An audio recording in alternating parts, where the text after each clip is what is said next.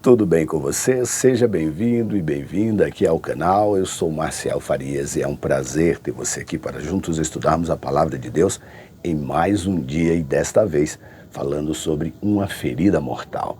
Uma ferida mortal esta que aconteceu e foi curada. E a história conta um pouquinho a respeito dela. E vamos tratar deste tema à luz da Palavra de Deus com base nos escritos de Daniel e do livro do Apocalipse. Para você que está chegando pela primeira vez aqui em nosso canal, aproveita para se inscrever, habilitar as notificações, deixar o seu curtir, comentar e compartilhar em suas redes sociais.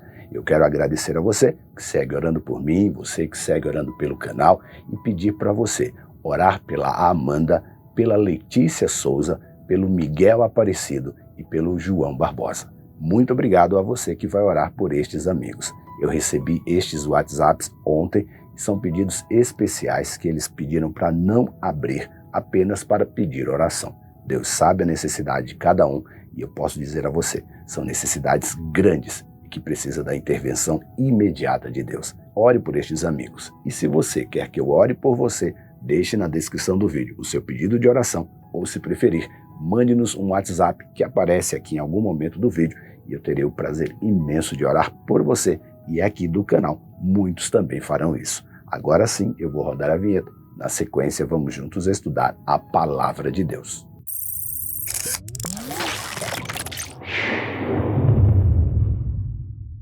Diz a Bíblia, ele desafiará o Altíssimo e oprimirá o povo santo do Altíssimo. Tentará mudar suas festas sagradas e suas leis, e eles serão colocados sob o controle dele por um tempo, tempos e meio tempo. Daniel capítulo 7, versículo 25. Quando vamos à Bíblia e lemos Apocalipse capítulo 12, versículo 6, Apocalipse 13, versículo 5, Apocalipse capítulo 14 e Daniel capítulo 7, 25, vemos que ali traz à luz ao período em que o poder político religioso exerceria o seu poder contra o povo de Deus.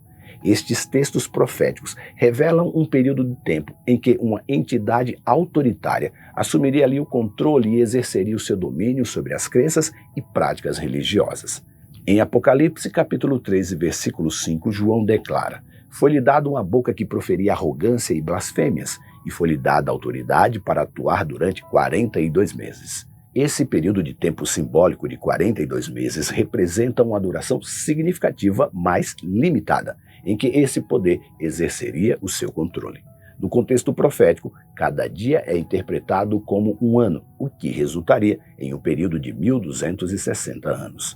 Já em Apocalipse, capítulo 12, versículo 6, é-nos fornecido mais detalhes sobre este período. O texto diz: "E a mulher fugiu para o deserto, onde já tinha lugar preparado por Deus, para que ali fosse alimentada durante 1260 dias.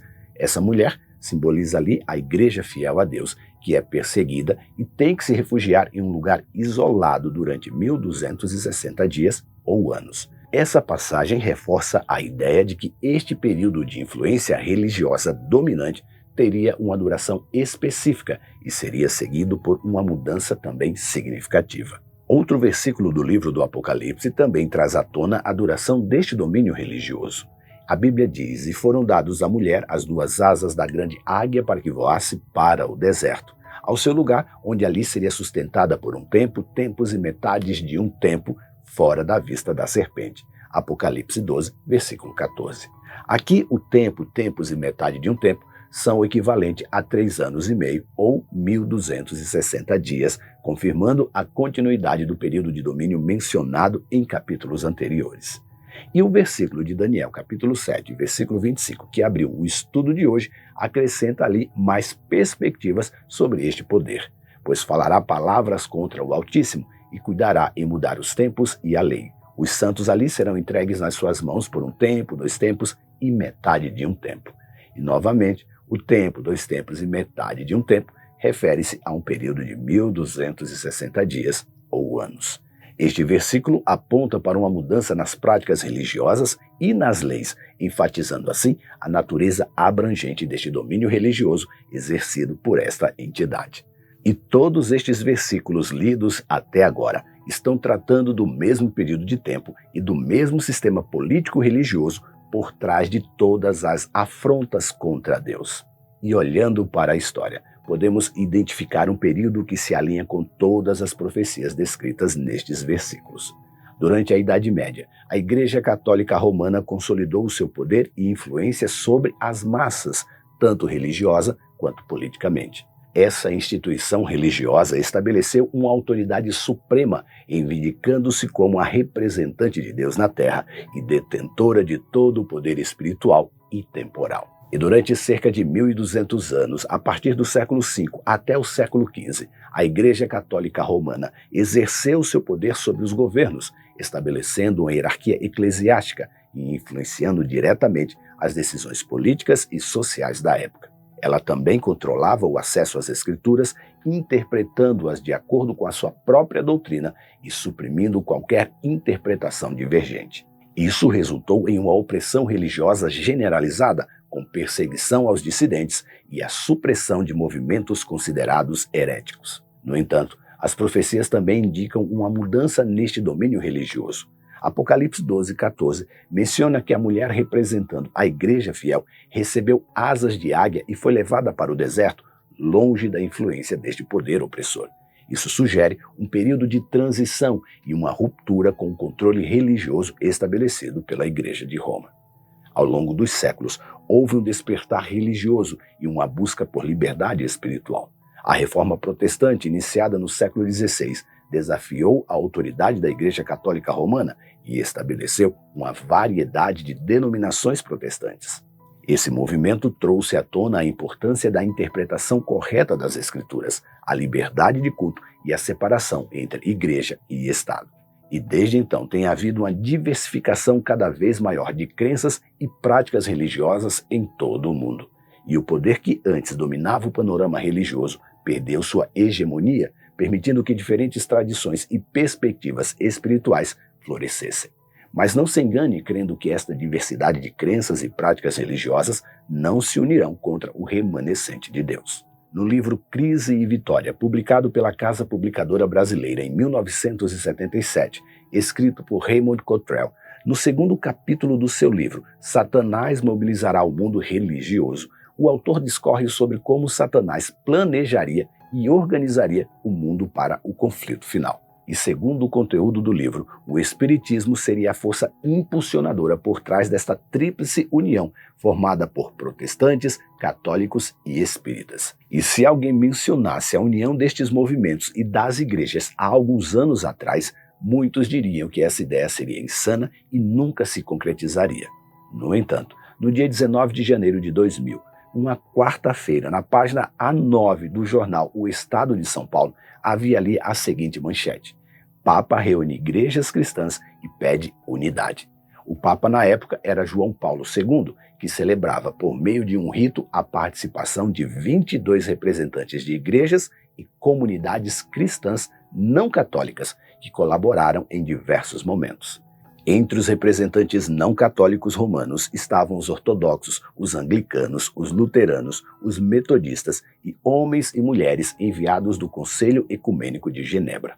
E não compareceram àquele encontro lideranças de igrejas reformadas de tradição calvinista, batistas e adventistas, que compõem assim uma parte significativa também no mundo protestante.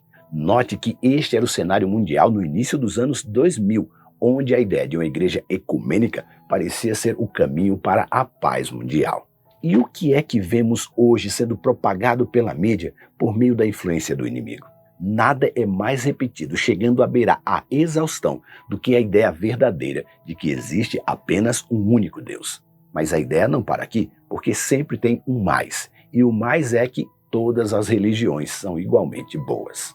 A parte final desta ideia é onde mora o perigo, pois pavimenta o caminho para a união das igrejas em torno de um único poder central e global. E 23 anos depois, estamos à beira destes acontecimentos. Mas os nossos corações permanecem duros como pedra.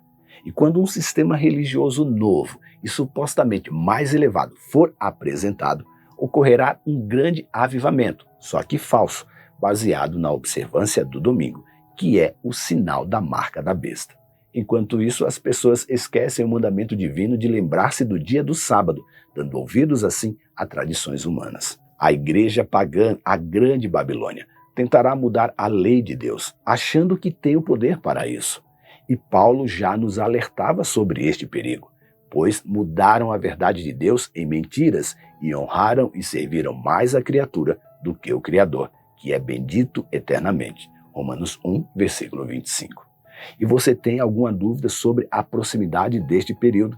Em 1 Timóteo capítulo 4, versículo 1, Paulo também afirma: mas o Espírito expressamente diz que nos últimos tempos apostatarão alguns da fé, dando ouvidos a espíritos enganadores e doutrinas de demônios. Por exemplo, a crença na imortalidade da alma engana as pessoas que não conseguem discernir a verdade da mentira, pois isso leva à crença de que o relato do Gênesis não foi literal e que a morte não veio como consequência pelo pecado do casal edênico, e que o relato da criação e do sábado acaba assim perdendo o seu significado. E quando a ordem para perseguir os cristãos vir da Grande Babilônia, o sábado será o ponto central deste conflito. Será declarado que os observadores do sábado são inimigo da lei e da ordem, sendo assim responsabilizados pela anarquia e a corrupção existentes. Serão acusados de rebeldia e fanatismo e de todas as calamidades presentes no mundo, pois serão todas elas atribuídas a eles. E as leis civis serão invocadas com ameaças de multas e prisões, e exigirão que todos obedeçam aos estatutos humanos e violem a lei de Deus. E estes que pregam isso, pregam que a lei de Deus se resume a amar a Deus e ao próximo, mas não percebem que amar a Deus envolve guardar todos os seus mandamentos. E Tiago declara que, pois qualquer que guardar toda a lei, mas tropeçar em um só ponto, se torna culpado de todos, Tiago 2, versículo 10. E em 1 João capítulo 2, versículos 3 e 4, somos lembrados de que nisto sabemos que o conhecemos, se guardamos os seus mandamentos. Aquele que diz, eu conheço e não guardo os seus mandamentos, é mentiroso e nele não está a verdade. À medida que observamos o cenário religioso e político atual, podemos discernir sinais preocupantes de uma ressurgência do poder opressor da Babilônia. O mundo testemunha hoje o crescimento de sistemas religiosos e de ideologias que procuram subjugar a liberdade religiosa e perseguir os verdadeiros seguidores de Cristo. A Babilônia moderna busca unir as várias correntes religiosas e ideológicas sob a sua égide, promovendo assim uma suposta paz e harmonia mundial. No entanto, por trás deste discurso aparentemente benevolente, está a intenção de estabelecer um domínio tirânico que nega a verdade absoluta de Deus e persegue todos os que se recusam a se submeter a este sistema. Devemos estar alertas e preparados para enfrentar o ressurgimento da Babilônia. Devemos permanecer firmes em nossa fé, fundamentados na palavra de Deus e resistindo aos ataques contra os nossos direitos fundamentais como povo de Deus. Devemos permanecer unidos como corpo de Cristo para enfrentar os desafios que ainda estão por vir.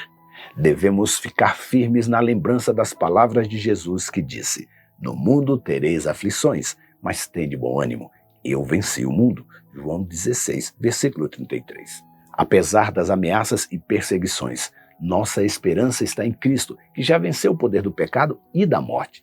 Ele é o nosso refúgio e fortaleza, o nosso socorro bem presente nas tribulações. Que possamos nos fortalecer na graça e no conhecimento do nosso Senhor Jesus Cristo, confiando em sua fidelidade e capacidade de nos sustentar em meio às provações.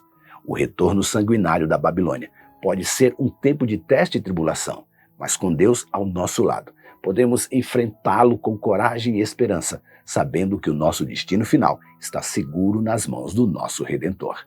Que a luz de Cristo brilhe em meio à escuridão e que o seu amor e verdade sejam proclamados em todo o mundo, até que ele retorne para estabelecer o seu reino de justiça e de paz. Que possamos orar uns pelos outros, edificando-nos mutuamente na fé, e que possamos estar prontos para enfrentar os desafios que ainda estão por vir e serão grandes. Pense nisso, leia sua Bíblia, confie em Deus e que Ele nos abençoe. Este conteúdo também está na web rádio Ecoar. Agora aproveite para se inscrever em nosso canal, habilitar as notificações, deixar o seu curtir, comentar e compartilhar em suas redes sociais. E lembre-se, você é participante da vocação celestial para ir ao mundo, pregando o Evangelho da salvação a toda criatura. Que Deus te abençoe e até amanhã.